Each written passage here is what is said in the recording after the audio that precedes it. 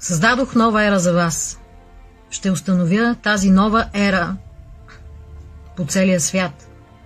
Светът ще види моята слава и сила.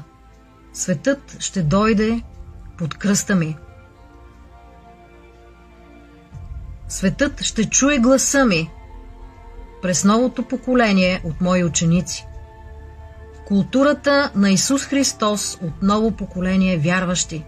Петкратните слуги ще се движат и ще ми служат в ново помазание, в тази нова ера.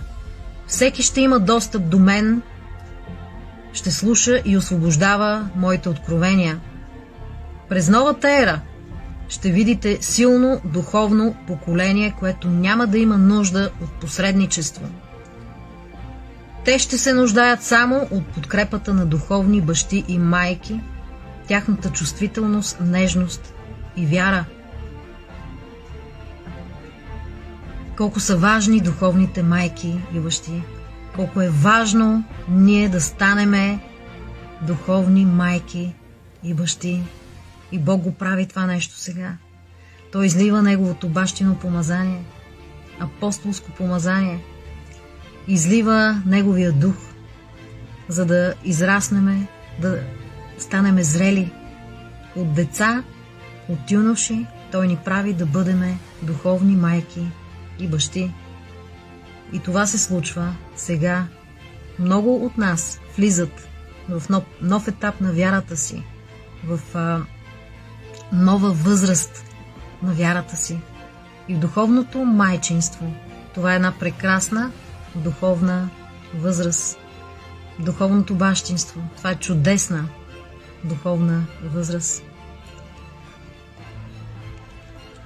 Основавам моето царство на земята чрез вас и имам специално благословение за всички мои граждани.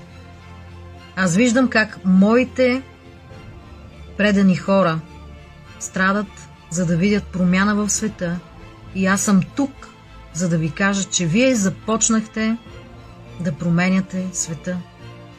Обичам ви, мои хора, и ви благодаря, че се изправяте срещу неморалността, лъжите, корупцията, тъмните дела в икономиката. Ще ви покажа повече, отколкото очаквате от моята справедливост и съд за дяволското дело. Започва моята нова ера. Ерата на гласа на Святия Дух. Въведете ново време. Настройте духовния си часовник. Влезте в новата ера. Приготвил съм ви златна реколта, златна жътва. Можете да видите, че културата на Исус е тук. Да, тя е тук. Около вас, зад вас, пред вас. Културата на моето царство. Да, това е ново вино, нова златна реколта от ново поколение.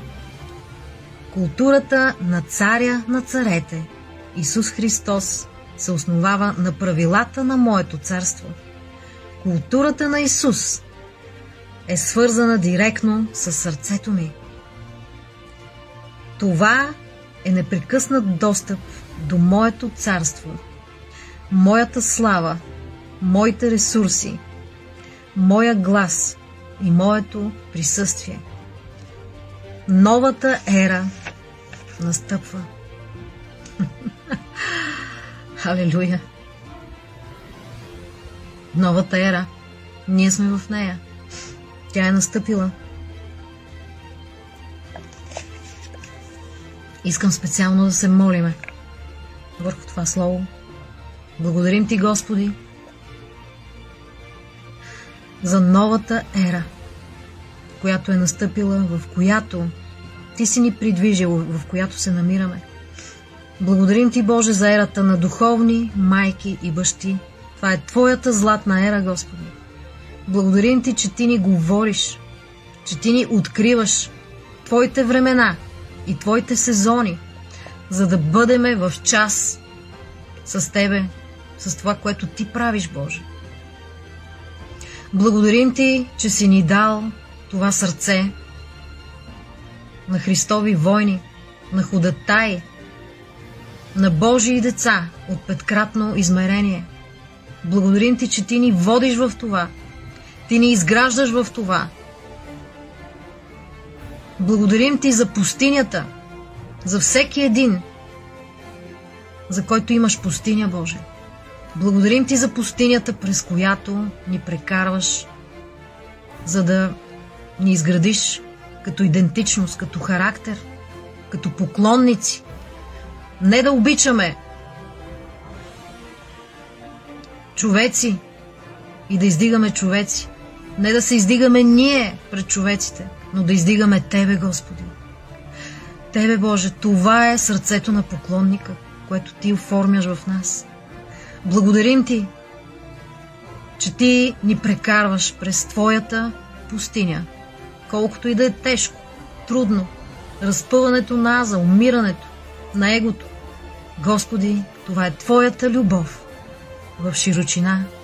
Това е измерението на Твоята любов в широчина и ние искаме да го живееме. Ти казваш, че имаш всички измерения на Божията любов. Ние ги искаме.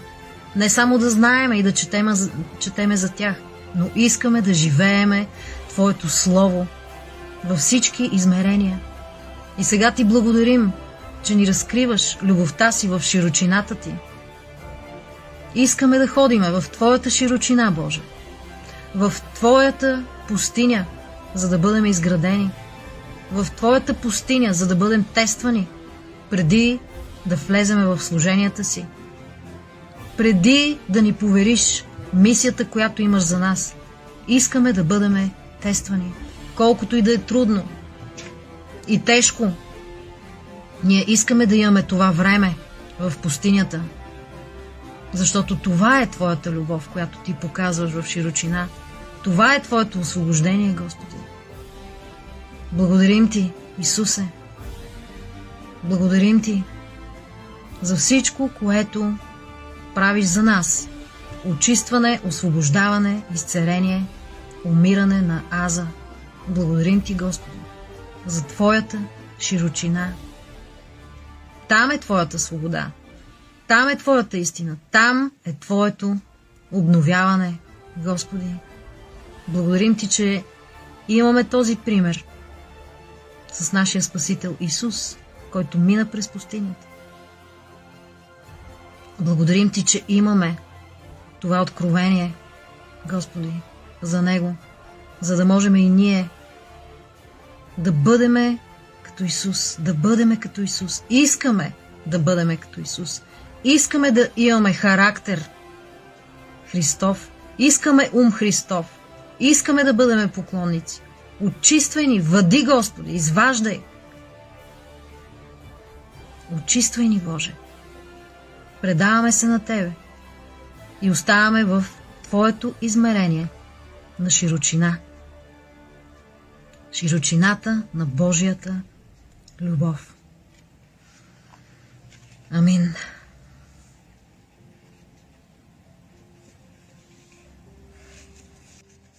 Препоръчвам ви тази книга "Стъпки към съживлението", която е наръчник, подготовка на всеки един вярващ и всяка една църква за съживлението. Тази книга съдържа пророчества, които Бог ми е дал, които имат за цел да се молиме за тяхното изпълнение, да се молиме за тяхното осъществяване.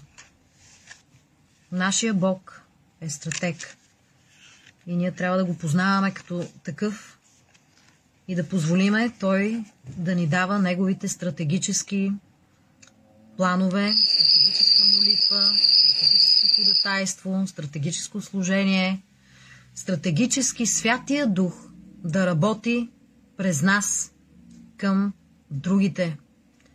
И всеки, който е тук, в тази петкратна молитва, вече е стратег. Ти вече си стратег на Бога. Ти вече си позволил Святия Дух стратегически да се движи през тебе, защото това е една от Неговите стратегии.